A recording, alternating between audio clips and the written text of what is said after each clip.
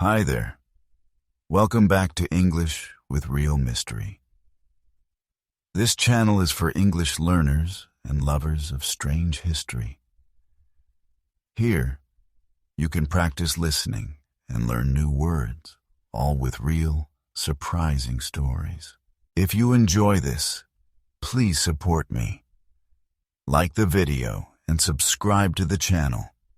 It helps a lot and keeps this project alive. Now, let me ask you something. Do you believe in vampires? What if I told you that the most famous vampire in the world was real? Yes. I'm talking about Dracula, not the movie, not the book, but a real man named Vlad Tepes, who lived in Romania 600 years ago. He was strong, feared, and some say cruel. People called him Vlad the Impaler. Many people believe Dracula's story came from his life. But wait, here comes the strangest part. In 2013, scientists tested Dracula's DNA. That's right. They opened a tomb, they took a sample, and the question was, does Dracula have family today? What did they find? Is this just history or something still alive? Let's begin the mystery. Let's go to Romania. Let's meet the real Dracula. Let me tell you a story, a real one, from 600 years ago. Have you ever heard the name Dracula? Most people think Dracula is just a vampire in movies. But the real Dracula was a man. His name was Vlad Tepes. He was a prince from a place called Wallachia. It's in modern-day Romania. People called him Vlad the Impaler because of something terrible. He killed many enemies by impaling them. That means putting them on sharp sticks. It was a painful and scary way to die. But Vlad believed it kept his land safe. He lived in the 1400s, and he was always fighting. Sometimes he fought the Ottoman Empire. Sometimes he fought his own people. He didn't trust anyone. Some said he was a hero. Some said he was a monster. But everyone agreed on one thing. Vlad was not normal. Now, here's where the mystery begins. Many people think Vlad was the real Dracula, not just in books or movies, but in real life. But is there any proof? What happened to his body, and how did scientists find his DNA in 2013? Let's find out. So, where is the real Dracula? Where is his body? That's the big question. Vlad Tepes died around 1476. He was in a battle and he was killed. But after that, his body disappeared. Some people said he was buried in a monastery in a town called Snegov, near Bucharest. There's even a tomb there with his name on it. In the 1930s, a group of archaeologists opened the tomb. But it was empty.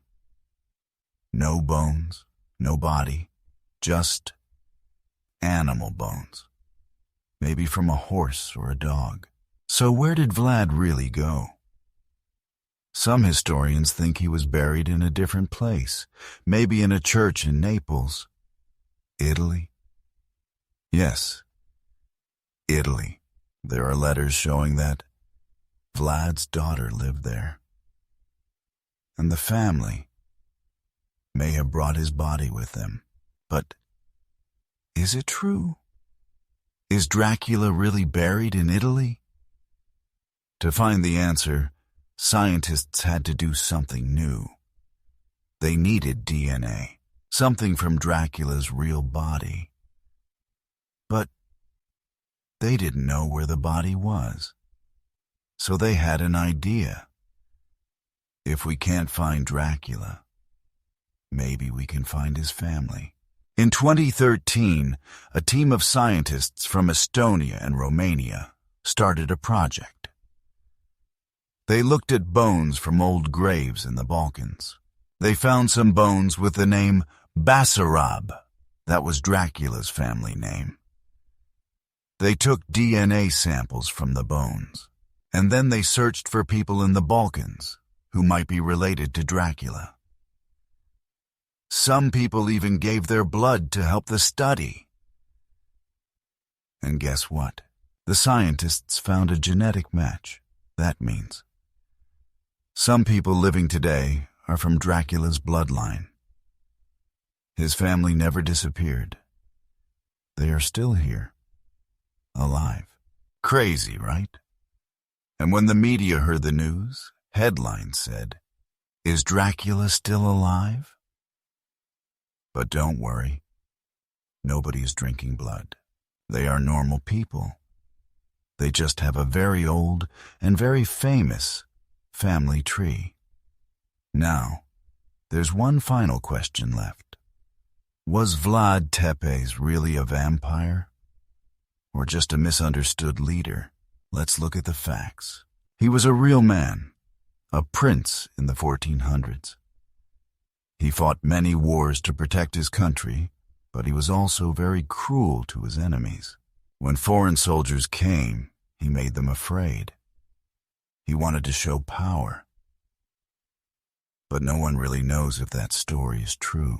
Years later, a writer named Bram Stoker wrote the book Dracula. He took the name Vlad and mixed it with vampire myths. That's how the legend started. So today, we remember Vlad Tepes as a vampire, but in real life, he was a political leader, not a real monster. He didn't sleep in a coffin. He didn't drink blood. He didn't turn into a bat. But still, the legend of Dracula lives on. And thanks to DNA science, we now know his family is real. His story is real. But the vampire part? That's just a great story.